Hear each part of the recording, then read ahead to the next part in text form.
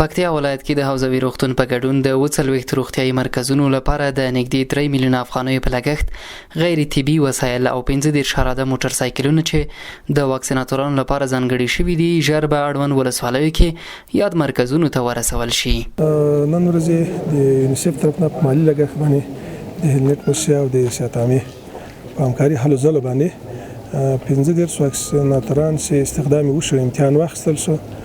نو یو لپاره یونیسف مالي لګښت باندې 15 موټر سایکل هم واخیستل شولې.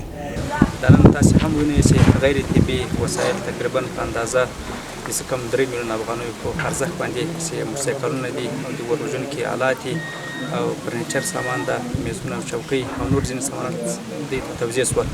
په دې سره به هم د موږ د ولایت د سیاحت بخش کې هغه څه ناڅه ستونزې ورسره حل شي او په آینده کې هم کوشش کوو چې د هلمټ موسیانه او نور موسسات دې ته وهڅوو چې د سیاحت بخش کې د موږ په ولایت کې مختلفې همکارۍ وکړي او د خلکو مشکلاتو سره حل شي.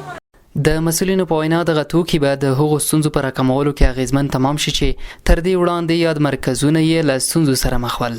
ورته مهال واکسین تطبیق کوونکي وایي اوس به هغو سپینو ساحو ته پرتګ بریالي شي چې پخوا ورته واکسینونه نه ورسول شوي.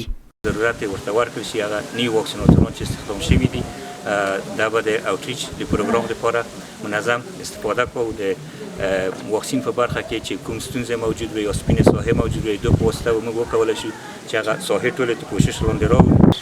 دا موټر سایکلونه چې موږ ته توزیع کړو دا زموږ لپاره یو غټ سهولت ده. موږ کولی شو هغه ساحې چې زموږ لپاره وایټ ایریاګانې سپینې ساحې ټاکل شوي دي هغه په ډېره اسانۍ سره موږ هغه کاور کړو. هغو ته موږ د واکسین سهولتونه خدمات ترسره کړو. دا په داسې حال کې ده چې تر دې وړاندې هم د درملو او طبي وسایلو برخه کې په دغه ولایت کې د مسؤلو ادارو او ځینو مؤسساتو لخوا د پام وړ مرستې ترسره شوې دي.